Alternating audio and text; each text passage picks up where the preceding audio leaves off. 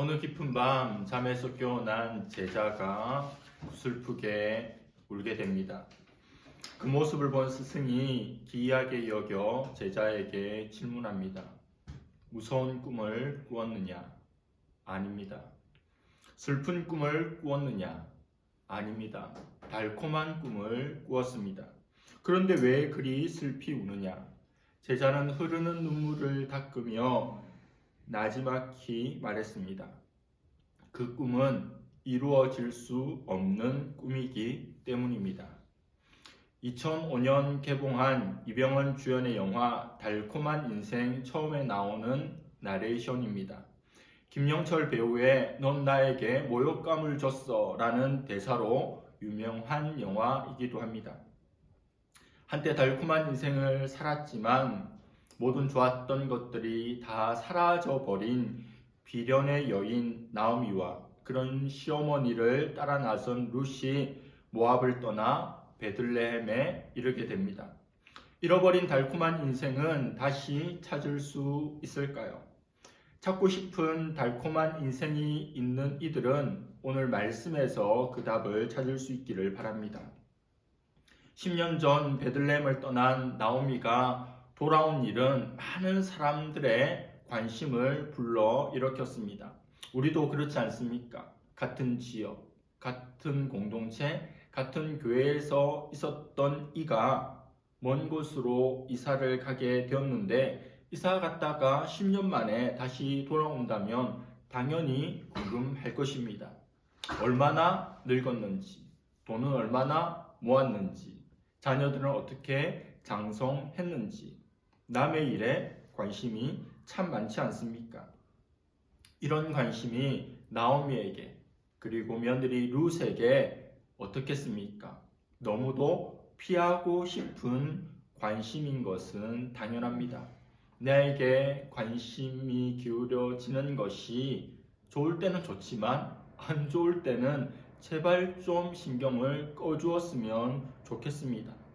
고향을 떠나 먼 곳으로 갔다가 그곳에서 성공해서 돌아온다면 많은 사람들이 보고 부러워하고 또 배아파할 것입니다.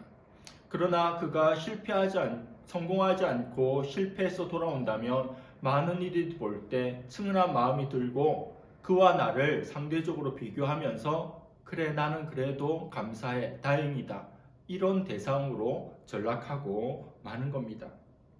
나오미의 귀환은 후자입니다. 망했습니다. 그것도 쫄딱 망했습니다. 누가복음 15장의 탕자의 귀향의 구약판, 여성판이 바로 이 장면입니다. 10년 전 베들레헴에 떠나갈 때의 내용이 룻기에 나오지 않지만 충분히 상상할 수 있습니다. 이 땅에 흉년이 들었기에 이곳에서 계속 굶주리며 고생하느니 모든 것들을 팔아버리고 풍성한 다른 지역, 이방 지역이라 하더라도 먹을 것이 있고 살만한 애들 교육시키기에 좋은 그곳으로 가는 것이 지혜롭다고 생각할 겁니다. 내가 지혜롭다고 생각하고 내가 지혜로운 판단을 하면 나와 같지 않은 이들은 자연스럽게 어리석은 존재가 됩니다. 나는 지혜롭게 모든 것을 판단하고 행동하는데 그들은 지혜롭지도 못하고 그런 판단을 했다 하더라도 행동하지 못하는 존재라고 생각했을 겁니다. 마음속으로만 그 생각을 가지고 생각하고 행동했건 또 그것을 알게 모르게 티내면서 요란스럽게 떠났건 많은 사람들은 이들 부부를 기억할 것입니다. 그리고 그들이 10년 만에 돌아왔습니다. 판도라의 상자가 열렸는데 성공이 아니라 실패입니다. 떳떳한 당당한 귀향이 아니라 부끄럽고 숨고 싶고 쥐구멍이라도 들어가고 싶은 귀향의 장면입니다. 강산도 베란다는 10년 만에 모압행을 결정했던 가족과 흉년 들었지만 베들레헴에 잔류하기를 선택했던 이들의 명암이 너무도 대조적으로 너무도 명백하게 차이가 납니다. 마치 이 땅은 땅값이 오르는데 이사간 그곳은 땅값이 떨어져 버린 그만큼 차이가 나는 상황이 펼쳐지게 된 겁니다. 이것이 인생입니다. 우리가 순간순간 하는 크고 작은 선택들에 의해 그 결과들에 의해서 우리 인생의 명암이 결정되는 것, 그것이 바로 우리의 삶입니다. 나오미가 돌아왔다는 소문을 듣고 온 동네 사람들이 몰려듭니다. 그리고 이렇게 이야기합니다. 이가 나오미냐? 더 쉽게 말하면 너가 나오미 맞냐? 이런 뜻입니다.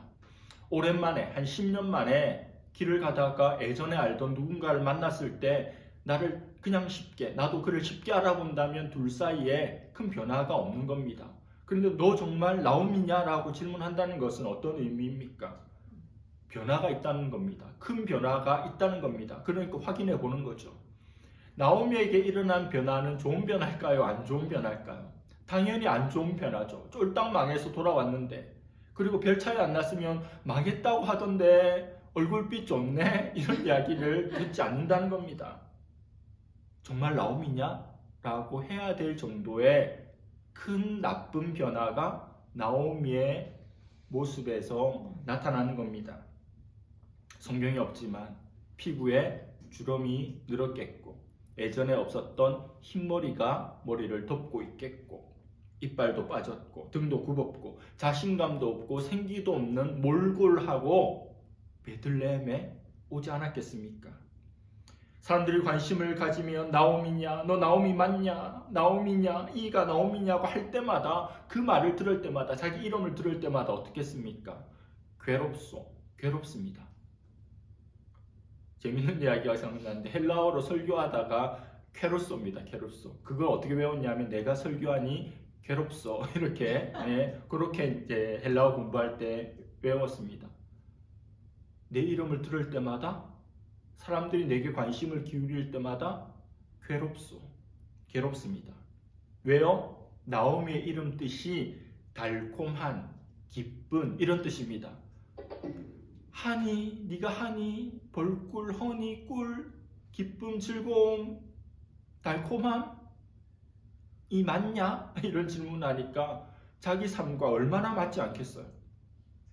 어떻게 달콤하겠습니까? 어떻게 기쁘겠습니까? 근데 나오미 부를 때마다 달콤함, 기쁨이 계속 이야기를 들으니 너무 상황하고 안 맞는 거예요. 그래서 그들에게 이렇게 이야기합니다. 20절, 21절입니다. 나오미가 그들에게 이르되 나를 나오미라 부르지 말고 나를 마라라 부르라. 이는 전능자가 나를 심히 괴롭게 하였음이니라. 내가 풍족하게 나갔더니 여호와께서 내게 비어 돌아오게 하셨느니라. 여호와께서 나를 징벌하셨고 전능자가 나를 괴롭게 하셨거늘 너희가 어찌 나를 나오미라 부르느냐 하니라. 나를 나오미라 부르지 마라. 마라로 부르라. 이렇게 합니다. 마라 하면 마라탕 생각나지만 중국말로는 맵다 그런 뜻이죠. 화끈하게 열난다.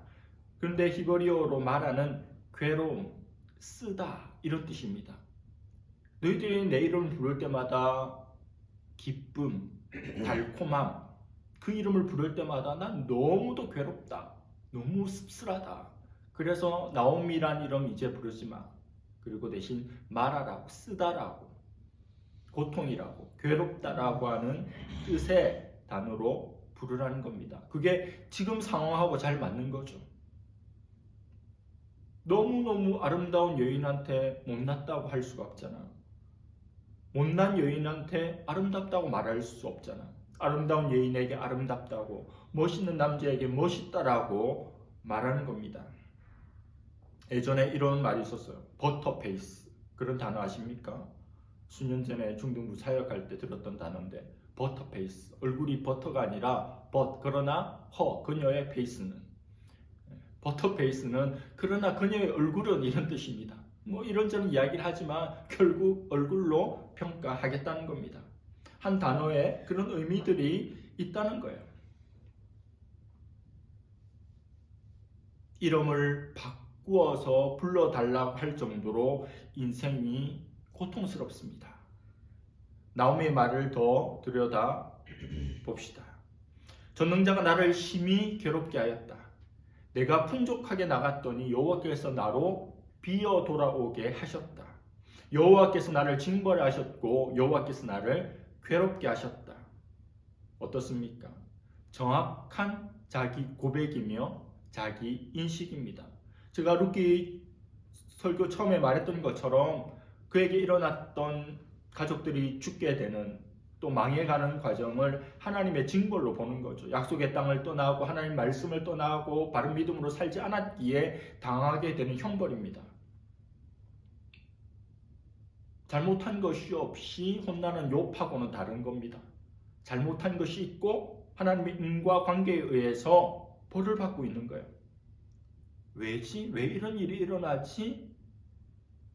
답을 찾지 못한 상황이 아닙니다. 정확한 자기 고백이고 자기 인식입니다. 이게 너무 중요합니다. 어떤 문제가 일어났을 때, 어떤 상황이 직면했을 때 이 일이 왜 일어났는지 그 원인을 정확하게 진단해야 합니다. 병이 났을 때 진단을 제대로 해야 바른 처방이 나오고 그 병을 고칠 수 있는 것과 같은 맥락입니다. 나오미의 그의 고백이 정확한 고백입니다. 하나님을 버리고 하나님 말씀을 저버렸던 이스라엘에 임한 하나님의 심판인 흉년에 돌입했을 때, 맞이했을 때 회개하고 하나님께 돌이켜야 되는데 피해가는, 도망가는 선택을 했습니다. 정면 돌파하지 않고 회피하는 선택을 했고 인간적인 다른 살 길을 찾아서 모압으로 갔습니다. 그리고 그곳에서 아들들의 배우자들을, 며느리들을 이방인으로 삼음으로 하나님 말씀을 또 어겨버린 겁니다. 이런 불신앙의 가정에 제대로 임한 하나님의 징벌입니다. 출애굽기 15장에 보면 이스라엘 민족이 출애굽하여 수르 광야에 가게 되는데 마실 물을 구하지 못합니다. 사람에게 참 필요한 것이 물인데 광야이니 물이 얼마나 더 절박하겠습니까? 근데 마실 물이 없는 거예요. 그들이 마라라고 하는 지역에 이르렀는데 거기에 때마침 물이 있었습니다. 근데 그 물을 마시려고 하니 써서 그 물을 마실 수가 없는 거예요. 그래서 그 지역 이름이 마라입니다. 쓰다라고 하는 뜻이죠. 이스라엘 백성들이 이 쓴물 때문에 자기 목숨과 관련된 타는 듯한 목마름으로 모세를 원망합니다. 당신이 우리를 인도해서 이 광야에서 이 목마름의 고통을 느끼게 하느냐. 그러자 모세가 하나님께 기도하니 하나님께서 한 나무를 지시하십니다. 모세가 그 나무를 물속에 던지니 물이 달달해졌습니다. 쓴물이 단물로 역전된 것입니다. 하나님의 손이 닿으면 쓴물이 단물로 변합니다. 나오미의 인생이 마라의 쓴물과 같습니다. 그런 나오미에게 하나님의 터치, 하나님의 생각하심, 돌보심이 임하면 그녀 인생의 쓰디씀도 달콤함으로 바뀔 수 있다는 겁니다. 마라의 쓴물을 나오미의 단물로 만드는 그 나무는 무엇입니까? 바로 십자가입니다. 저주의 십자가를 영광으로 바꾸어 놓는, 뒤바꿔 버리는 그것이 바로 그리스도의 십자가입니다. 사망 권세를 깨뜨리고 부활하심으로 그리스도의 능력이, 피 묻은 그리스도의 복음이 우리의 삶을 역전시키는 무기가 될 수 있기를 바랍니다. 나오미가 하나님에 대해서 말할 때 뭐라고 합니까? 그 하나님에 대한 호칭이 무엇입니까? 전능자입니다. 전능하신 하나님. 엘은 하나님이고 전능하다는 것은 샤다이입니다. 엘샤다이. 하나님을 향해서 엘샤다이라고 고백합니다. 엘샤다이가 나를 힘들게 했다. 엘샤다이가 나를 비게 했다. 엘샤다이가 나를 고통스럽게 했다라고 고백합니다. 전능하신 하나님이니 못할 일이 없죠. 전능하신 하나님은 우리 인생의 양날의 검과 같은 존재입니다. 칼이 한쪽으로만 있으면 상대방만 뵐 수 있겠죠. 그러나 양날의 검은 나도 베게 할 수 있는 무기입니다. 그게 양날의 검이죠. 하나님의 말씀에, 하나님의 법에 순종하면 하나님 우리에게 복을 주십니다. 검의 한쪽 면이죠. 그러나 하나님 말씀에 불순종하고 하나님을 떠나면 다른 쪽 면이 우리를 베어버립니다. 그래서 하나님을 대할 때, 하나님을 섬길 때, 하나님 말씀 앞에서 아무 생각 없이 편하게 할 수가 없어요. 조심조심해야 합니다. 하나님을 알지 못한다면 몰랐다라고 할 수 있지만 하나님을 알고 있는 우리로서는 하나님 말씀을 지킬 때와 지키지 않을 때 복이 되고 저주가 된다는 것을 분명하게 알아야 합니다. 나오미는 하나님을 알고 하나님 말씀을 알았기에 하나님이 날 치셨다, 전능자가 날 괴롭게 했다라고 진단하지 않습니까? 그 하나님을 알지 못하고 하나님 말씀을 알지 못하면 어려움과 고난을 만나더라도 왜 이런 일이 내게 일어나지라고 하는 의문을 풀지 못하고 이 세상을 떠나게 된다는 겁니다. 민수기 14장 28절에 이런 말씀이 있습니다. 그들에게 이르기를 여호와의 말씀에 내 삶을 두고 맹세하노라. 너희 말이 내 귀에 들린 대로 내가 너희에게 행하리니. 광야에서 이스라엘 백성들 향해 하나님 주신 말씀입니다.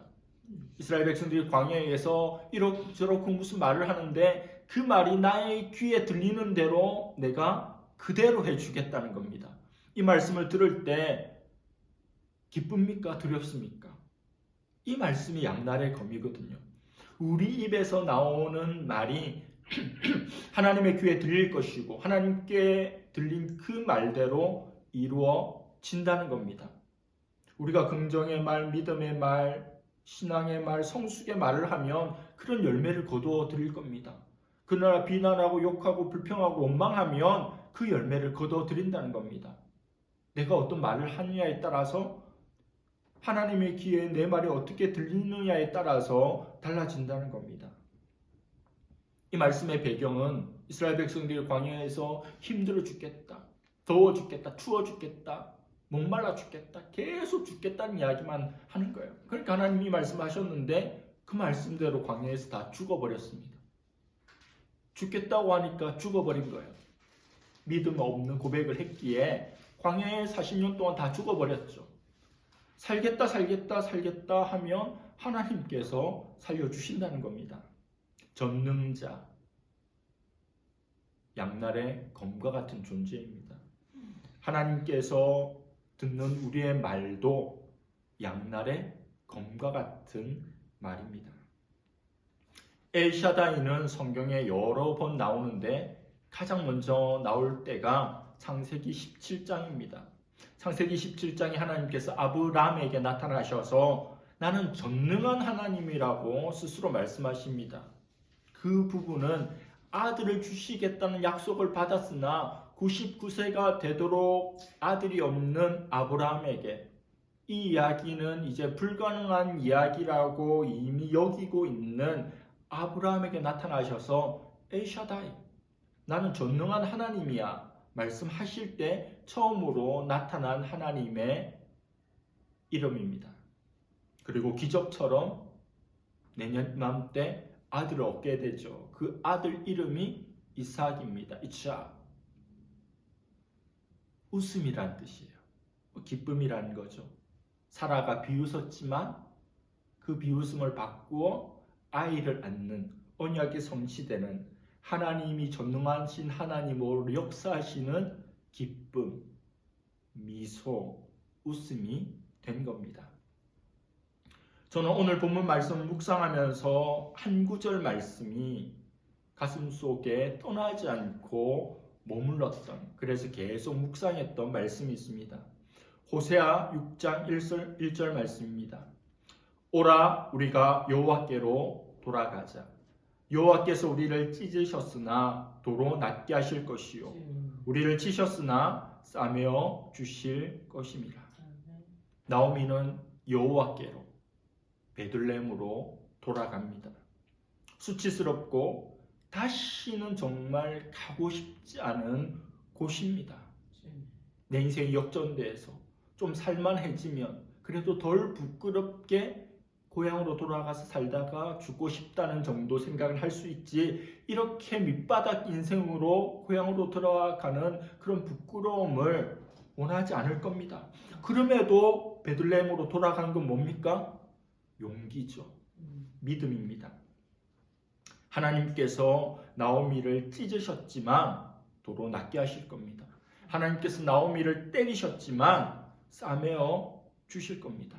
하나님께서 우리를 찢으셨고 우리를 치셨지만 그 하나님께서 우리를 낫게 해주시고 우리를 싸매어 주실 것입니다. 왜입니까? 찢으신 것도 때리신 것도 다 동일한 사랑으로 인함입니다.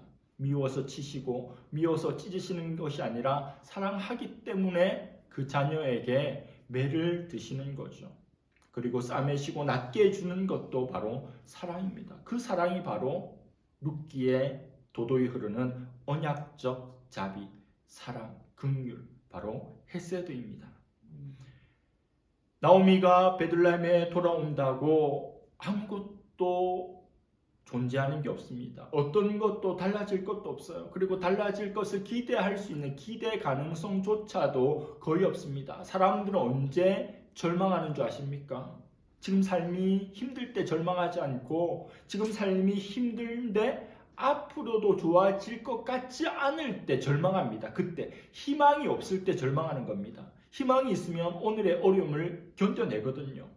예루살렘에 돌아왔지만 딱 희망이 없어요. 지금은 어렵지만 앞으로 좋아질 거란 기대가 거의 없습니다. 그럼에도 불구하고 엘샤다이를 고백하고 있어요. 전능하신 하나님으로 부르고 돌아온 겁니다. 엘샤다이로 돌아가십시오. 거기서부터 역전은, 기적은, 은혜는, 기쁨은 시작됩니다. 성경에서 전능자라는 단어를 찾아보면 흥미로운 사실을 하나 발견합니다. 성경에 전능자라는 표현이 48번 나옵니다. 그런데 이 단어가 가장 많이 나오는 성경이 어딜 것 같습니까? 욥기입니다. 31번이 나와요. 그러니까 60% 이상 66권 성경 중에 욥기에 이 전능자라는 단어가 다 들어가 있는 겁니다. 이것은 무엇을 의미합니까? 우리 인생의 어려움에, 고통에, 고난의 터널을 지나갈 때가 바로 우리가 전능하신 하나님 엘샤다이를 찾아야 하는 최적의 순간이라는 겁니다. 마지막 22절 말씀입니다. 나오미가 모압 지방에서 그의 며느리 모압 여인 룻과 함께 돌아왔는데 그들이 볼이 추수할 때에 베들레헴에 이르렀더라. 복선과 같은 말씀이죠. 힘이 너무도 강했던 삼손이 그 힘만 믿고 여자 꽁무니만 쫓으며 하나님 뜻대로 살지 않고 머리털이 다 뽑히고 눈이 뽑히고 맨 마지막에 맷돌을 돌리는 그 비참한 삶을 살아갈 때 그 사무엘서에 그 사사기에 다 밀리운 삼손의 머리카락이 자라기 시작하더라 이런 표현이 있습니다. 다 밀렸고 힘을 잃어버렸지만 머리카락이 자란다. 그 머리카락이 풍성해지면 다시 힘을 줄 것이고 그 힘으로 마지막 행할 일을 하게 될 것이라는 예측이 가능한 말씀이죠. 오늘 말씀 22절 그들이 돌아올 때 보리 추수가 시작되고 있었습니다. 하나님이 이 땅을 돌아보셔서 양식을 주셨다라고 하는 소식을 1장 처음에 듣고 몸을 돌이켜 나아가기로 한 거죠. 이것은 복선과 같은 말씀입니다. 그들은 돌아왔습니다. 그때에 그 땅은 보리 추수를 시작하는 환경이었습니다.